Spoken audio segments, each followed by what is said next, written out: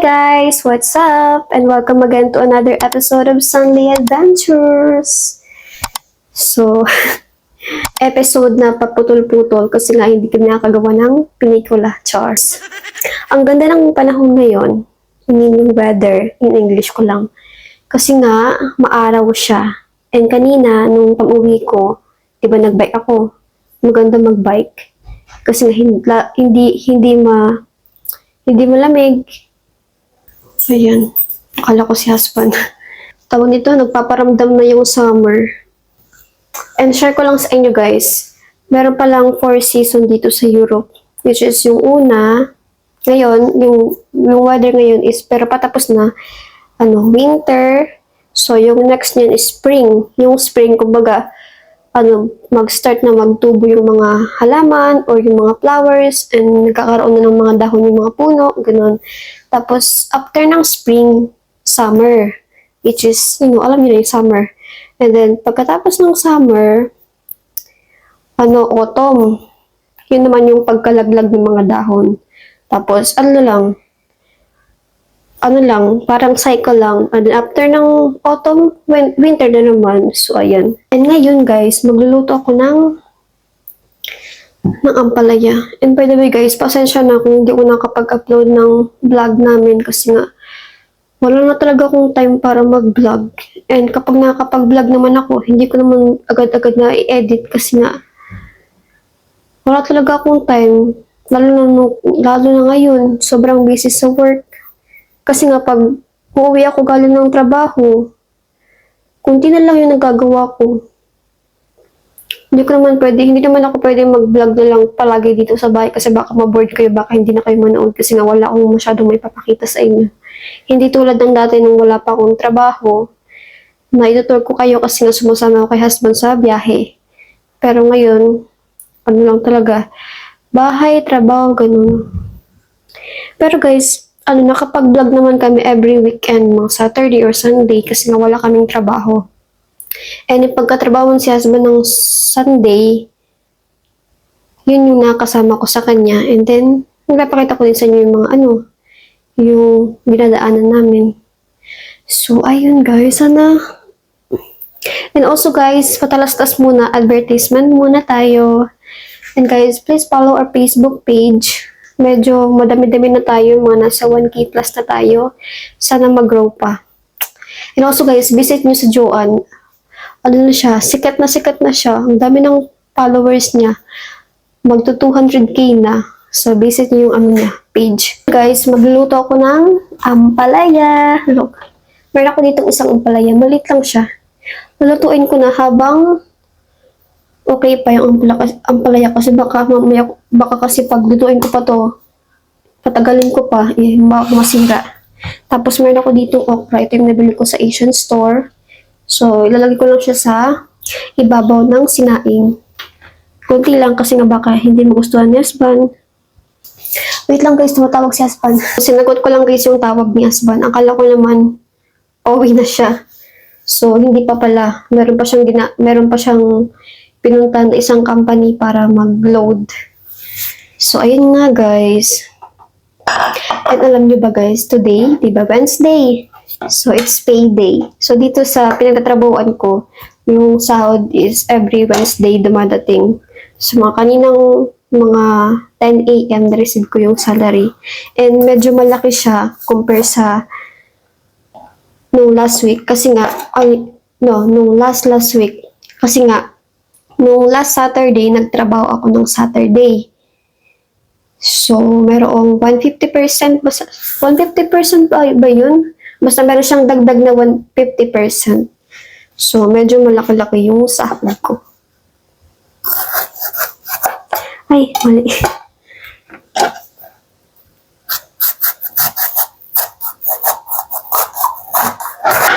So, ito na siya guys, oh. Wow!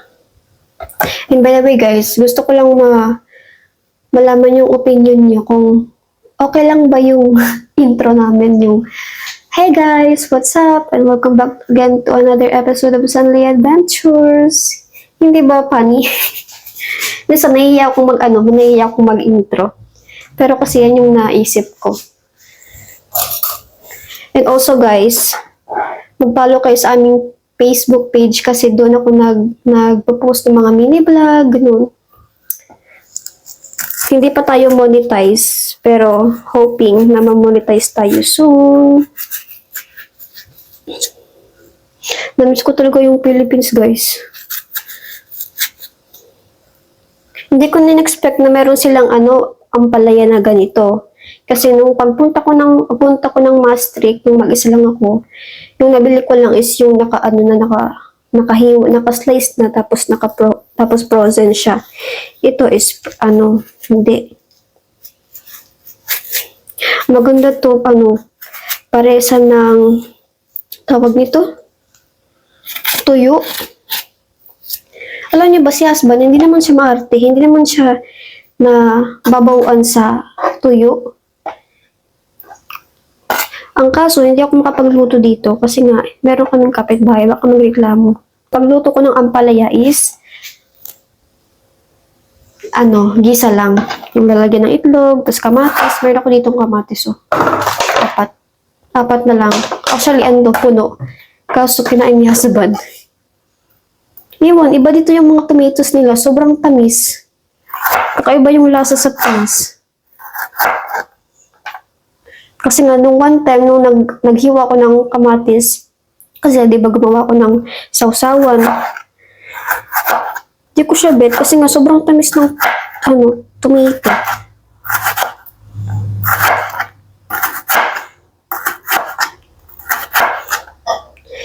And alam niyo ba guys, nung nasa bahay pa ako sa Leyte, nung maliit pa kami, kapag nagluluto kami ng ampalaya, yung pagluto namin is ginataan. Minsan lang kami mag-gisa. Tapos naman, kung magigisa kami ng ampalaya, nilalagyan namin siya ng bagoong. Ayun. Hindi ko sure kung na-try na ba ito ni husband. Pero let's see. Kasi baka hindi siya kumain ng rice kasi na-stop guys yung video kasi nga kakarating lang nung kapitbahay namin. So, ayun na nga, nilalagyan namin siya ng bagoong. Masarap siya, guys. Kung sino mga taga-Leyte dito, alam niyo ba yung hipon? Tapos yung lawlaw? Masarap siya, guys. Namiss ko yun. Samantala, nung nasa Pinas ako, ayoko masyadong kumain ng ganun. Sa mga nakain na dyan, alam niyo na yung lasa. Masarap din siya lagyan ng limonsito. Pero ayun, hindi pa na-try ni husband. At sa mga naman sa mga taga Bicol, meron din silang ibang klase ng na hipon. Nakalimutan ko yung pangalan. Basta siya, color red siya, pero mabaho kasi yung amoy. Yun din, parang din siya hipon, tapos yung kulay niya is pink. Lalagyan din namin siya ng iba. Yung asim good, yun. So, may pang ulam na.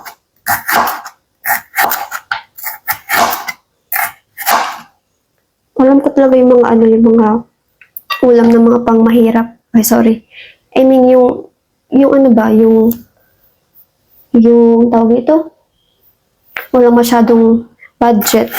So, yun yung inuulam.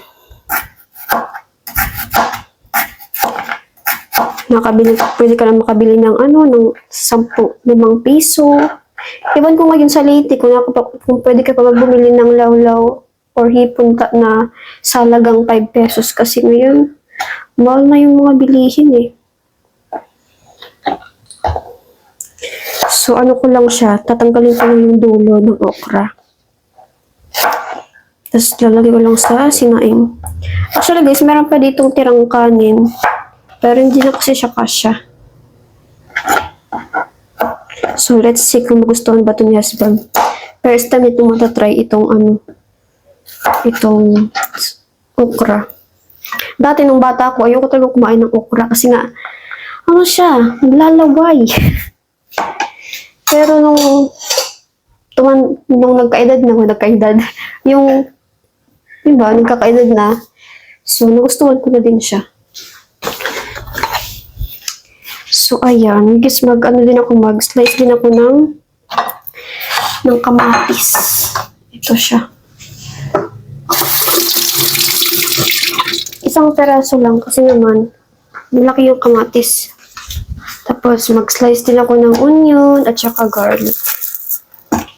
Abangan nyo guys yung vlog namin. Pupunta namin yung anak niya next weekend. Bibisitahin namin siya ulit. Matagal din namin hindi nabisita siya. Kasi dapat, di ba, every month namin siya na ibibisitahin. Kaso nga lang, nag-snow. Kaya hindi kayo makapunta ng Germany. Ayan, guys. Tatapusin ko lang to and then babalikan ko kayo. Ito, guys, yung sausage. Hindi ko siya lulutuin kasi nga madami, oh. Kapag nagmamadalit nila kami ni husband, ito talaga yung kinakain namin, sausage lang. Wala nang iba. And nag-ano na din ako, nakasala na yung sinaing. So, ito yung sausage, oh. Kaninong sausage to? Diyos. Ito yung ating mantika. So, ito na guys, oh. Matanggal ko na siya. So, 6 na peraso lang kasi nga, yung iba, kapag hindi maubos, iba maunin ko sa work. Yan yung ulam ko. So, ayan. Mag-upisa na ako magluto. At magigisa na din ako ng ano. Dito lang ako magligisa sa maliit na kawali. Talagay na ako guys ng mantika. Ipapakita ko sa inyo guys. Ito yung binili ni husband na mint leaves. Oh. Marami na yung nakuha namin ng dahon. Pero tingnan nyo naman. Hindi siya namamatay. Pero alam niyo ba, nung 2 days after nung nabili niya to, medyo nalanta siya. Pero ayun, nabuhay ulit siya. So, inahalo namin siya sa sa lemon drinks. Kasi ito naman yung halaman, binigay namin siya dito. Ang dami namin halaman sa kwarto. Para na kami, lumagawa ng garden. Lagi ko na to, bawang.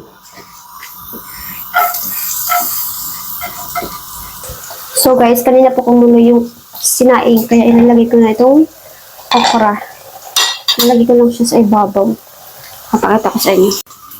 So, ganyan lang siya. Oh.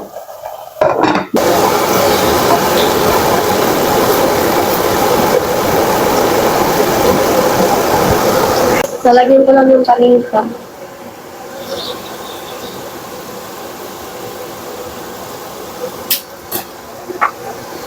Asin.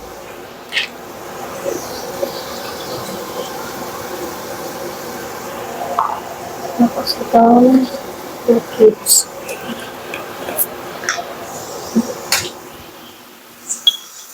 Pinatay ko muna kasi maingay.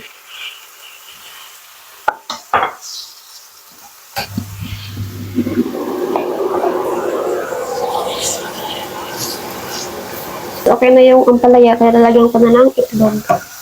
2 lang ilalagay ko kasi kunti lang naman yung ampalaya. So, ayan. Paluto na din yung sausage.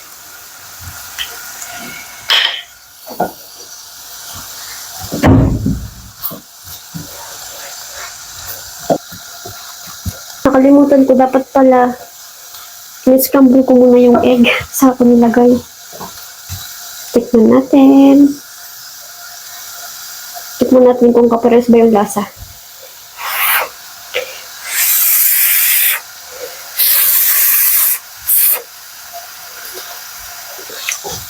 Masarap siya guys. Guys, luto na yung ampalaya. So, ito na. Ito naman guys yung yung yung okra. Ito yung otsura. Oh, diba? Masarap siya. Maghahanda lang ako ng sausawan. Naglalagyan ako ng toyo.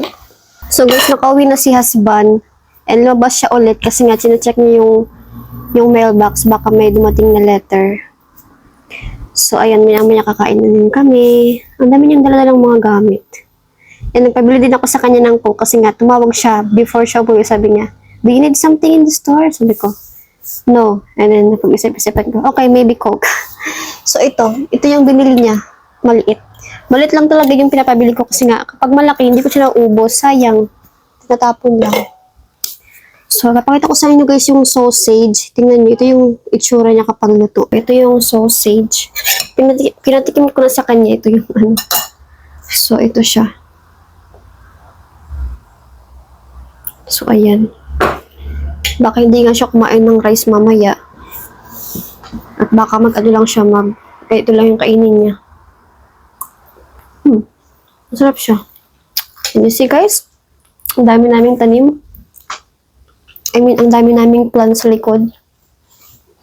At yung TV, hindi namin siya pinapa-andar kasi nakakainis yung remote.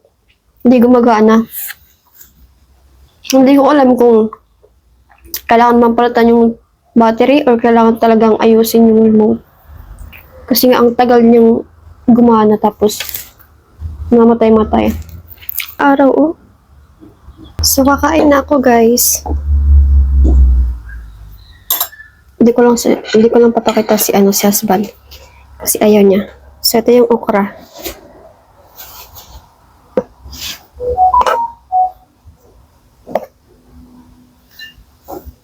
Tapos meron ako ditong soy sauce.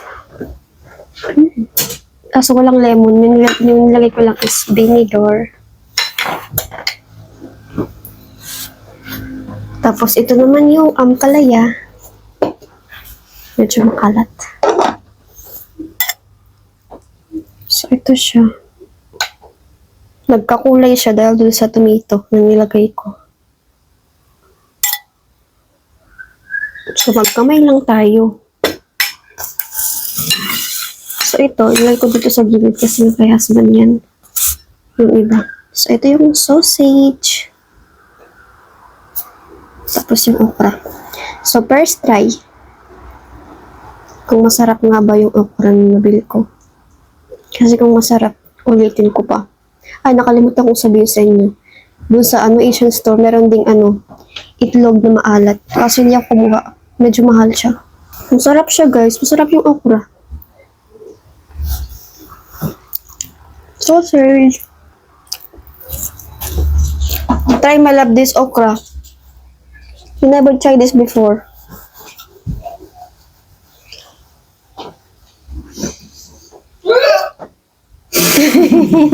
What? So? It's slidey, no? That's Yeah. okay. Oh, good. Okay daw.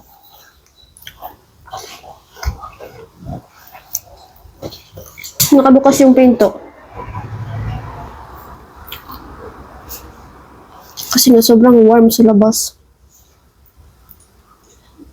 Pwede hindi ka na magsuot ng winter jacket. Ano lang, yung normal jacket lang. Carry na.